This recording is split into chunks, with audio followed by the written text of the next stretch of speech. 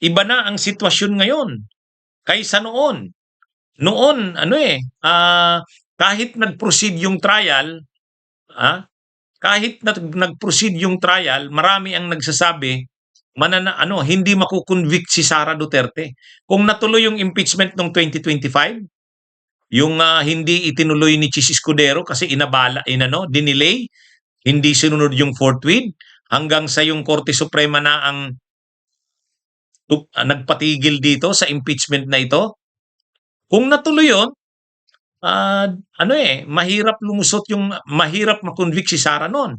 Kasi two-thirds yung kailangan na boto, hindi naman simple majority. Parang ang two-thirds noon, 16 ba? 16? Oh. Yung 16 na boto, mahirap makuha yun.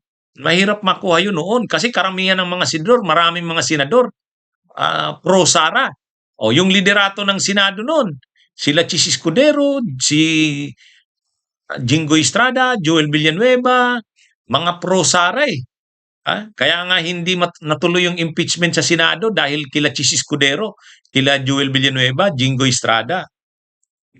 Ngayon, iba na ang sitwasyon. Kasi ang sitwasyon ngayon, yung liderato ng Senado, sila Senate President Tito Soto, sila Senate President Pro Tempore Ping Lacson, sila Risa Hontiveros, sila yung nasa majority ngayon. Sila yung nasa majority. Ang mga nasa majority ngayon, sila Kiko Pangilinan, Bam Aquino, sila yung mga nasa majority ngayon. Sila Erwin Tulfo, sigurado yan, bubuto yan sa conviction ni Sara. Ngayon, mayroon dyan na mga hindi buboto sa conviction ni Sara dati, sigurado naman yan. Halimbawa sila Chis Escudero, Joel Villanueva, Jinggoy Estrada, sila Bato de la Rosa, sila Bongo, pero marami silang kinakaharap ngayong problema. Marami silang kinakaharap na problema. Hindi sila makapurma ngayon. Kung dati mayabang sila sa pagsasabing pumapabor sila kay Sara Duterte, hindi na nila kinakaila yan noon. Ngayon, mahihirapan sila. Si Chis Escudero, maraming problema. Si Jinggoy Estrada, maraming problema. Si Joel Villanueva, maraming problema. Dito lang sa mga anomalya sa flood control, grabe ang problema nila. Magiging mayabang pa ba sila? Natulad ng dati? Magiging yung dating yabang ba nila? Mangyayari pa ba yan ngayon? Hindi na. Tahimik na nga ngayon. Hindi makapurma eh. Hindi makapurma. Si Loren Legarda, hindi mo maintindihan yan. Pero ngayon, marami ring problema yung anak niya. Yung penalty na 24 billion, maraming binabantang kasuhan yung kanyang anak. Maraming problemang kakaharapin yung mga negosyo ng anak niya. So sigurado si Loren Legarda, hindi rin yan yabang. Yung ipagyayabang niya na dati pumabor yan doon sa pag-archive. Nung nagbutuhan doon sa pag-archive ng impeachment ni Sara, bumoto yan si Loren Legarda para sa pag-archive. Pero ngayon mahirapan siya diyan. Kasi may problema ang anak niya. Itong mga problemang ito nila na kinakaharap, problema ni Loren Legarda sa anak niya, problema nila Chis Escudero sa mga kasong kinakaharap nila, magpapahina ito ng kanilang hindi sila makapurma yung yabang nila, hindi na yan. Tingnan nyo, tahimik si Chis, tahimik si Jinggoy, tahimik si Joel Villanueva. Si Loren Legarda, tahimik din eh.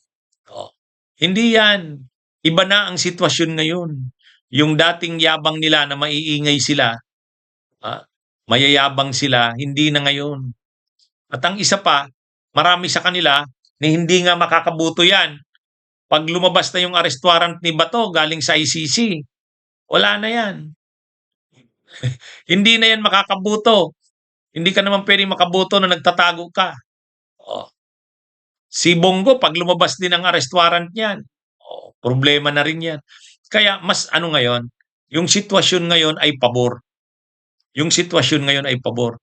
Ang importante lang, makalusot sa Kamara yung impeachment ni Sara. Once na makalusot sa Kamara yung impeachment ni Sara, makarating sa Senado, malaking posibilidad na. Malaki ang posibilidad na makukonvict si Sara diyan. Kasi mayroon diyang mga sulid na talagang para sa conviction ni Sara 'yan. Sila Risa, sila Lacson, si Risa, si Kiko, si Bam, sila Erwin Tulfo, 'yan mga ano na 'yan, Rapi Tulfo, sigurado na 'yan. Sigurado na 'yan.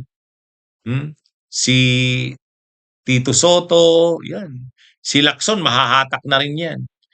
Si Loren Legarda dahil maraming problema. Kung dati sumuporta yan sa pag-archive, hindi bumuto yan kasama nila Lacson at sila Soto. Ngayon, magpipwersa na siyang sumama dyan. At marami dyan hindi makakaboto kasi matuloy yan magtatago si Bato o baka isurrender na yan sa ICC. Si Bongo hindi rin makapurma. Nakikita nyo, tahimik ngayon si Bongo. Ang magiging matibay lang dyan na talagang mananatiling si Aimee, sila Marcoleta, si Ruben Padilla. Yan siguro. Ang magkakapatid na Bilyar, marami rin silang problema. Pag marami kasing problema, dahil maraming mga kinakaharap na mga kaso, anomalya, hindi sila makapurma, hindi sila makapagyabang. Yan ang sigurado dyan. Kaya iba na yung sitwasyon ngayon. Ang kailangan lang talagang gawin ng Kamara, ipalusot sa kanila itong impeachment, makarating sa Senado. Once na makarating sa Senado, nagsabi na si Senate President Soto, magsisimula kaagad ang trial, forthwith. Ano yan yun ang commitment niya. Sabi niya, ang isang bagay ang masisigurado niya. Pag nakarating sa Senado ang impeachment, kaagad-agad magsisimula ang trial. At once na magsimula ang trial, dahil maraming ebidensya, marami dyan bubuto na sa conviction. Sila Lito Lapid, sila Win Gatchalian, bubuto na yan. Si GB Ejercito, bubuto na yan. Bubuto na yan kasi makikita nila yung mga ebidensya. Yung magkapatid na Bilyar, dahil marami silang problema, hindi makapurma yan.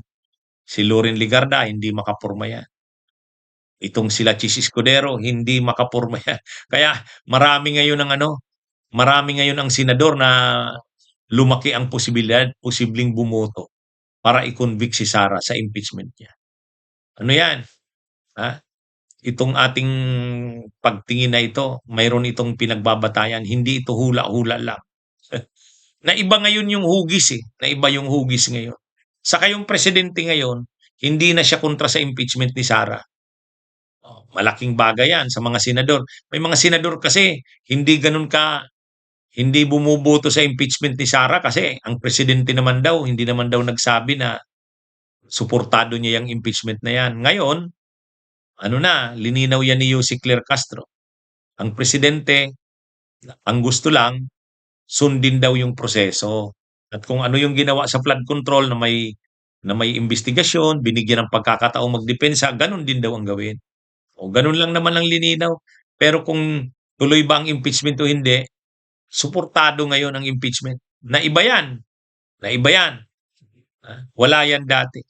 Kaya lalo pa, makakadagdag yan. Yung mga undecided dyan ng mga senador, tulad ni Lito Lapid, ni Juan Gatchalian, mas posible nang bumuto na yan sa conviction ni Sara. Kaya malaki yung posibilidad. Basta lang makarating sa Senado, malaki na ang posibilidad makakakuha ng boto para sa conviction ni Sara Duterte. Bunyog, halikan na kasama ka. Bunyog, kapag buklod ay may pag-asa. Luzon, Visayas, Mindanao, isa ang pananaw. Sa bagong Pilipinas ang bunyog isisigaw. Bunyog,